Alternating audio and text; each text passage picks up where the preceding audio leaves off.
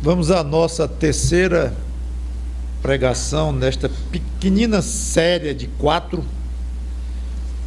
com o tema Vida Dedicada. Essa é a terceira das 4.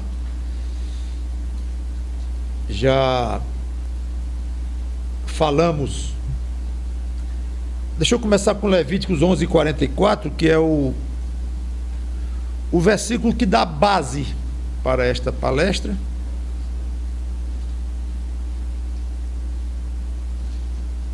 Levíticos 11:44.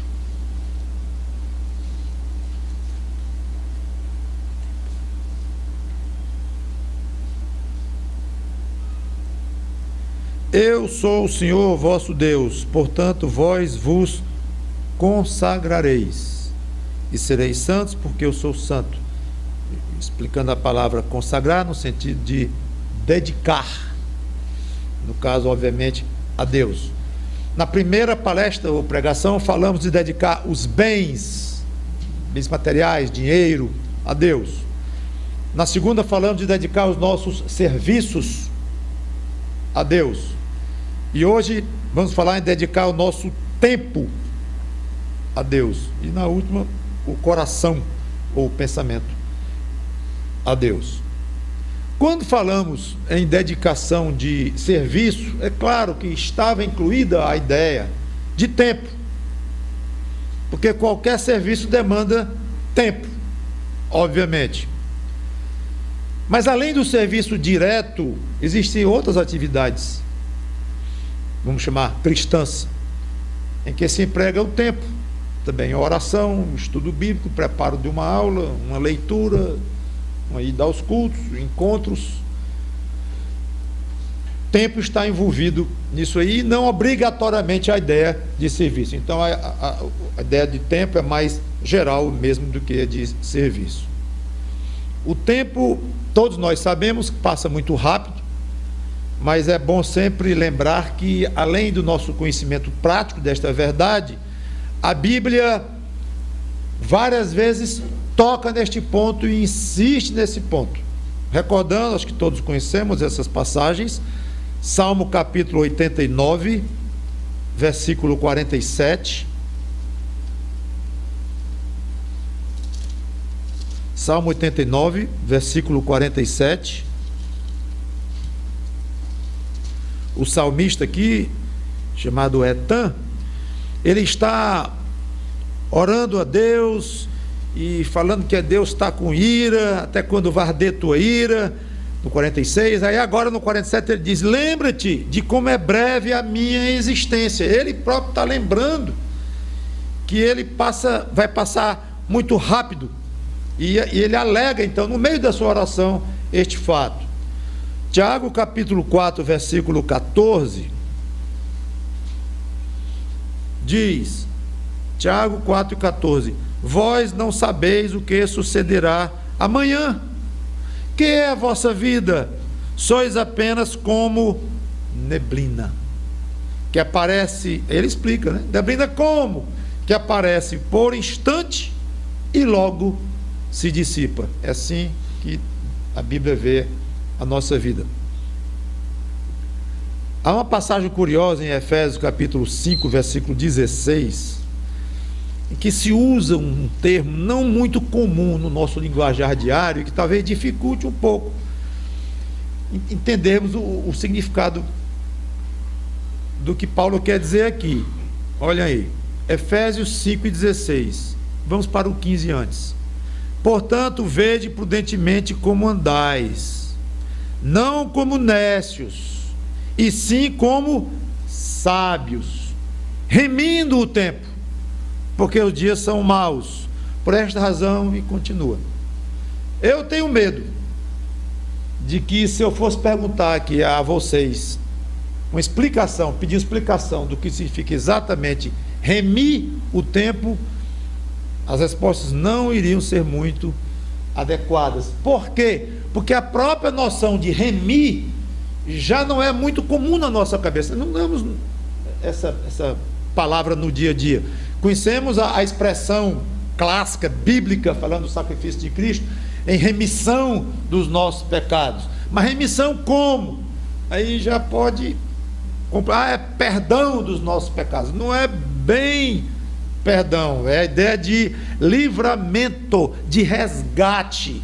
Essa é a ideia, inclusive no original grego, do verbo usado como remir, e a palavra remissão, resgata das consequências que o pecado havia trazido sobre nós.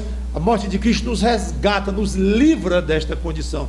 Não é exatamente perdão, claro que tem a ver com perdão. Perdão está incluindo aí, mas não é sinônimo.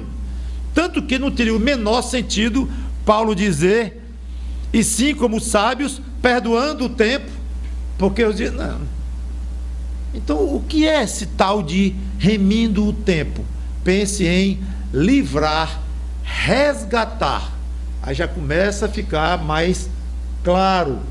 É como se o nosso tempo fosse escravo de coisas do dia a dia, de empecilhos de toda ordem.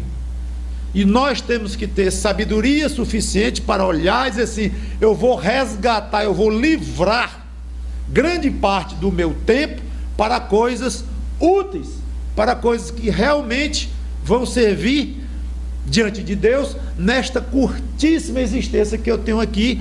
Existência essa que é comparada a uma neblina, ou em outras passagens a uma florzinha que nasce e depois cai da planta e desaparece. Então essa é a ideia. Salva seu tempo, livra seu tempo de um desperdício muito grande. Aí fica claro e muito prática essa exortação de Paulo. A noção constante em nós: o meu tempo tem a tendência de ser escravizado, de ser tomado, de ser perdido, de ser mal gasto. Eu vou salvá-lo disto. Uma passagem, não chega a ser paralela, mas tem a ver com esta, é Colossenses capítulo 4, versículo 6, quando o mesmo Paulo diz, versículo 5, Colossenses 4 e 5: portai-vos com sabedoria para com os que são de fora, aproveitai as oportunidades. É a mesma ideia.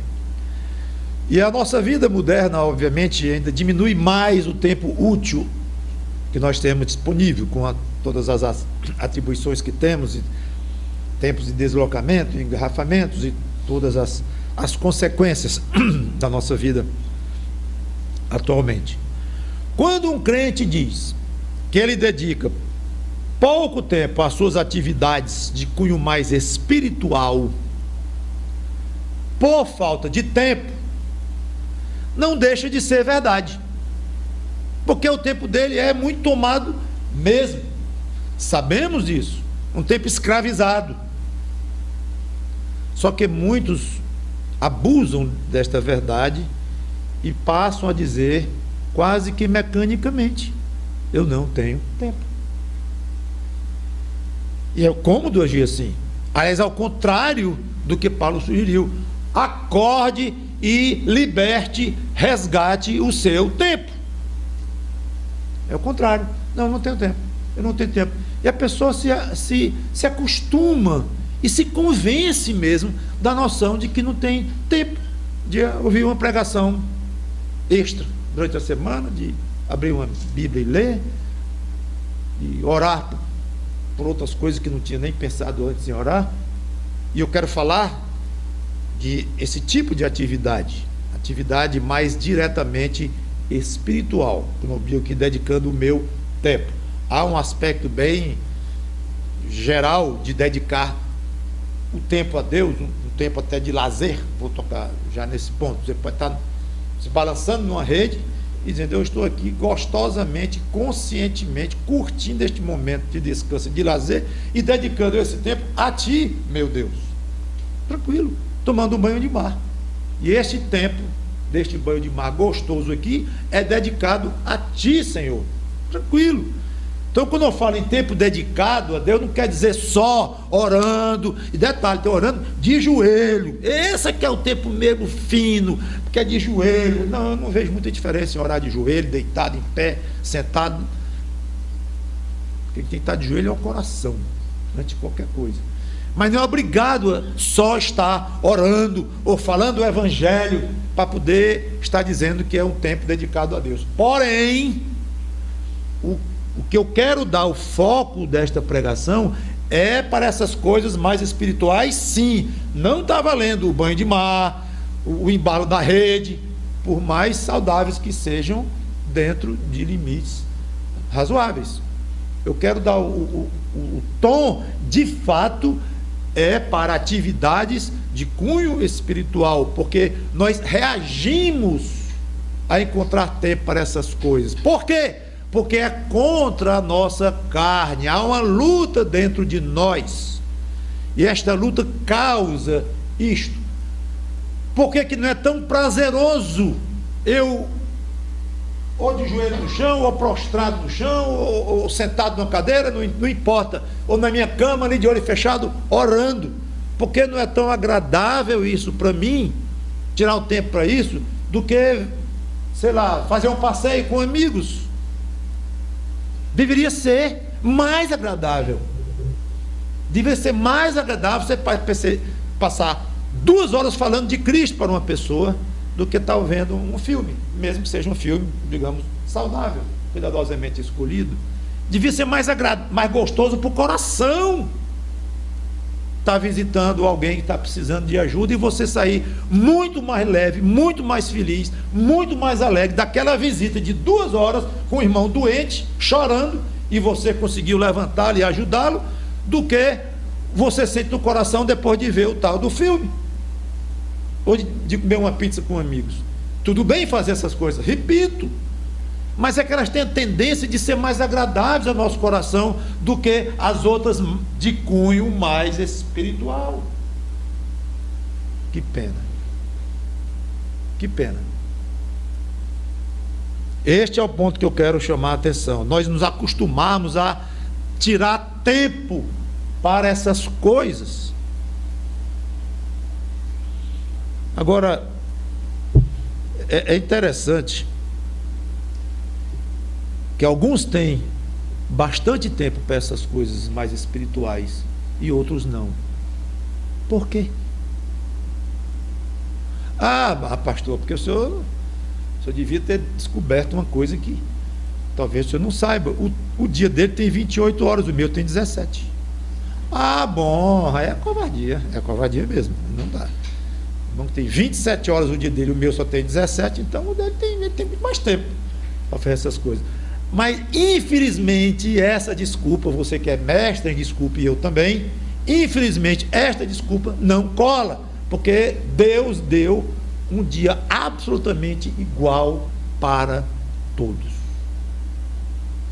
E não quero nem que você pense no pastor, que pastor é profissional, o missionário tem uma chamada para aquilo ali, até vivem financeiramente daquele cargo ou função, aí é mais uma obrigação que eles têm. Então, esqueça. Os pastores, os missionários, esqueça. Estou falando de irmãos da igreja, sentados aí como vocês estão, que trabalham tanto quanto vocês, que têm filhos como vocês têm, que adoecem como vocês adoecem, o mesmo jeito. Um dedica muito do tempo dele para as causas mais diretas do trabalho de Deus. O outro, vizinho, pouquíssimo tempo dedicado à causa de Deus. Por quê? Quando você diz não tenho tempo para tal coisa, na realidade, sabe o que significa? Você está dando preferência a uma outra atividade. Tem jeito. Rapaz, meus pêsames, eu soube que seu pai morreu ontem, né? Pois é, ninguém nem esperava e tal. E o enterro dele, rapaz, tinha muita gente. Não fui, não tive tempo. Como? Não tive tempo do enterro do papai, porque eu tinha outras coisas.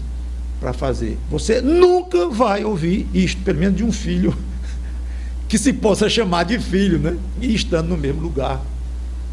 É o que eu estou imaginando aqui. Não tive tempo de enterro do meu pai. Não há possibilidade da pessoa não ter ido para o enterro do pai ou da mãezinha dele. Não tem perigo. Ele podia ter dentista, médico, cirurgia, o que fosse, não estando já amarrado numa cama no hospital. Por quê? Porque adquiriu uma prioridade tal que passou por cima de tudo que ele tinha, tudo, sem exceção, a não ser doença, possibilidade física. Mas atropela sem pestanejar. Esse é só um exemplo bem radical que eu estou colocando para vocês entenderem que questão de prioridade é uma chave para muita coisa da nossa vida. É uma chave importantíssima, é um segredo você saber dar as prioridades. Muito bem. Muitos exercícios espirituais, essas atividades que eu comentei, encontram uma prioridade muito baixa na cabeça, na mente, no plano, no dia a dia, no coração de muitos crentes. A prioridade é baixa. Então, não é questão, eu não tenho tempo. E nem que você, como já comentei, está mentindo quando diz que não tem tempo. É mentira, não, eu provo. Quer ver? Eu vou para a academia de 5 às 6, eu estudo inglês de 6 às 7, aí vou para a empresa, não sei o quê, vou fazer curso, mestrado, pós-doutorado, pós, aí vou namorar, vou fazer isso, aí tem o caranguejo quinta-feira, aí tem isso, aí tem o banho de mar, aí tem os filmes, tem isso, aquilo. Diga isso, eu tenho tempo, pastor. Está aí, estou provando, não tenho tempo. E muito estudo, como o senhor vê, muita fisioterapia, que eu ando doente também, está aí. Então não é mentira quando você diz que não tem tempo. O problema é onde é que está entrando nas suas prioridades o uso das atividades mais diretamente relacionadas com Deus, com o próximo, com as coisas espirituais. É isso. Lembrando o tal do argumento imbatível das 24 horas, que são iguais para todas. Aí o crente padrão hoje, o padrão, o melhorzinho, reserva um certo tempo para a vida cristã. Um culto por semana, às vezes 2, 3 já é raríssimo. Talvez um estudo bíblico durante a semana, uma leitura esporádica de natureza espiritual, a Bíblia, outro livro, e pronto. A oração de 10 minutos. Uma oraçãozinha de 5, 10 minutos por dia. Acabou. Qualquer atividade espiritual além destas vai encontrar uma grande barreira. Grande barreira. Por quê? Porque na minha prioridade já encheu. O tempo que o meu coração tem para as coisas mais diretamente ligadas a Deus já está preenchido com os 2 cultos semanais, com a minha leiturazinha bíblica, com a minha oraçãozinha, talvez um estudozinho bíblico. Acabou, é ali aquilo que eu tenho. Mais do que isso, não tenho tempo. Você classifica, arquiva, já está lá na pasta já. Não tenho tempo, acabou, encerrou.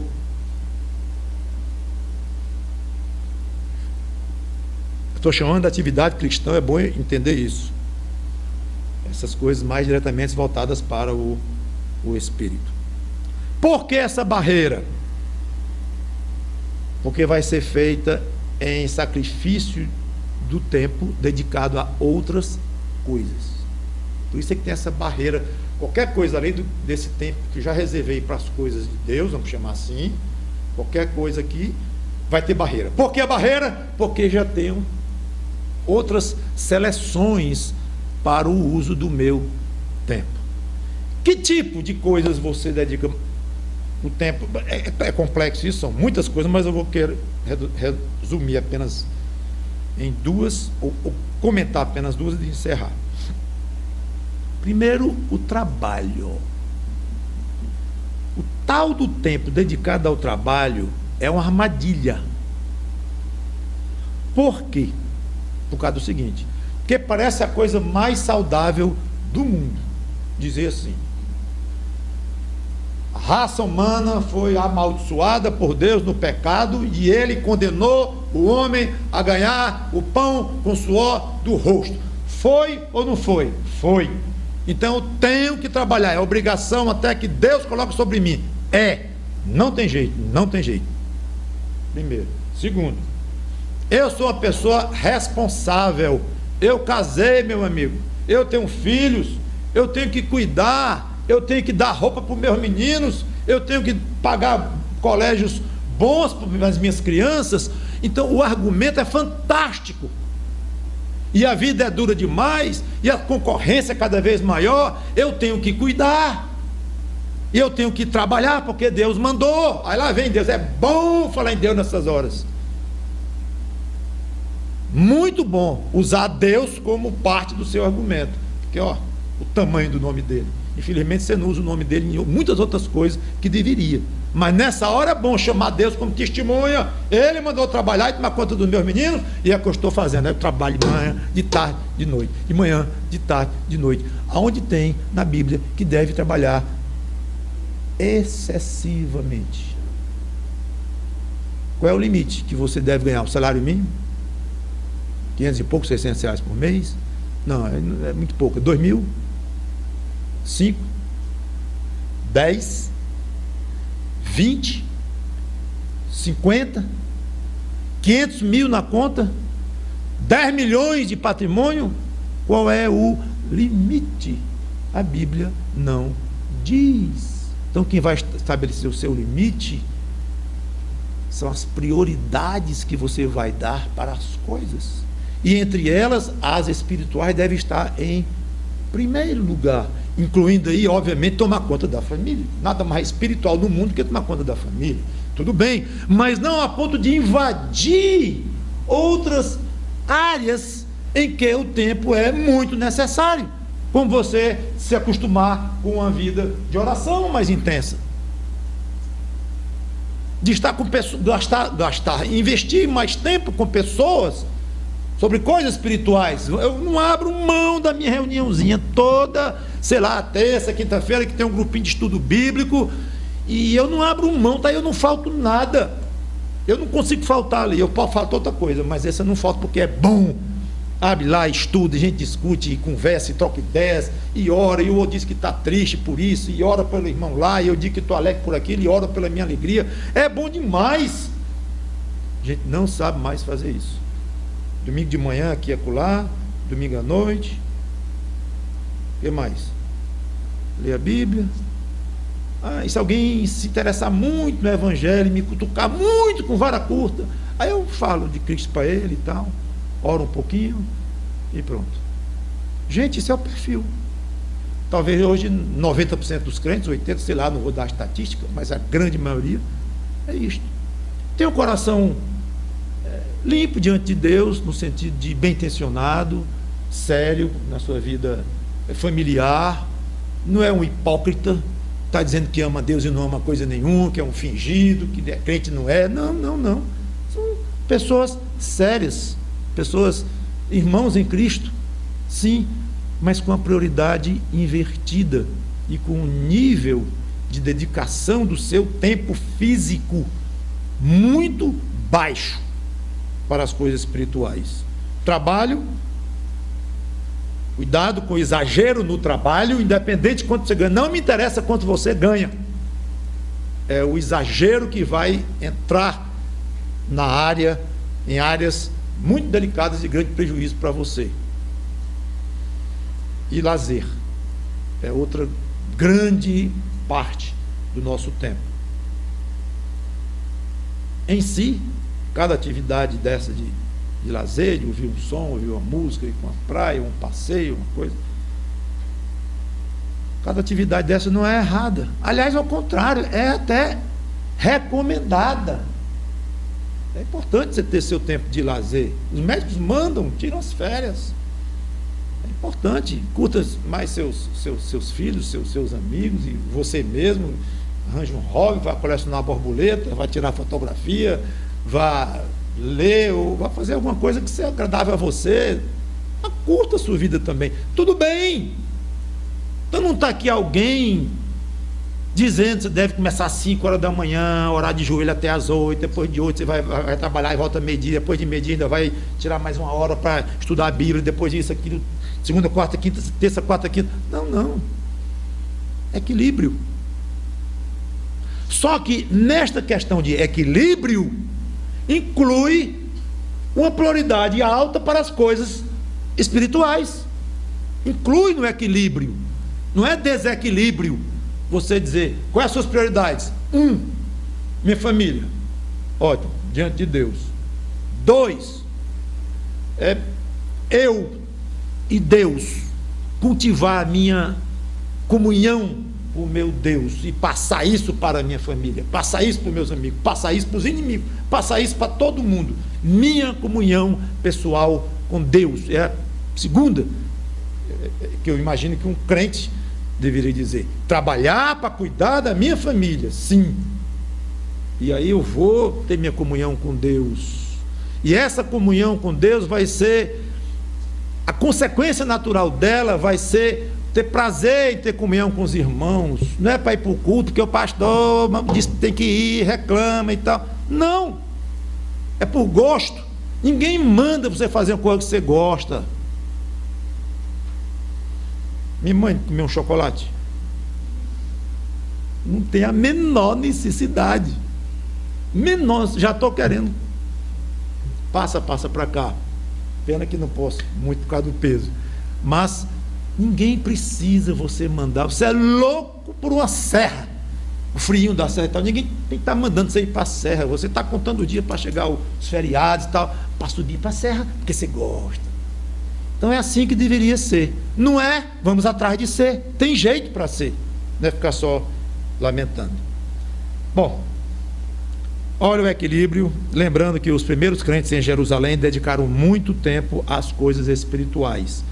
Atos 2:46, com isso eu encerro.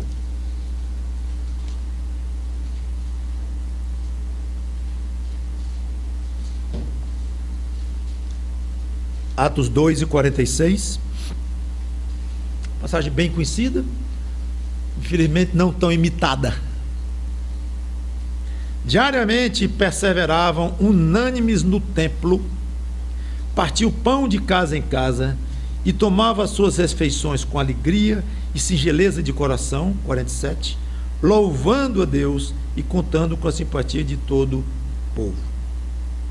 Atividades diretamente espirituais. Nós não vamos imitá-los em tudo. Provavelmente não fizeram isso durante muito tempo pelas próprias circunstâncias, perseguição e tudo. Mas, obviamente, isso está registrado para mostrar como Deus estava gostando daquilo, se agradando daquilo e aprovando esse critério, essa prioridade que esses irmãos deram lá.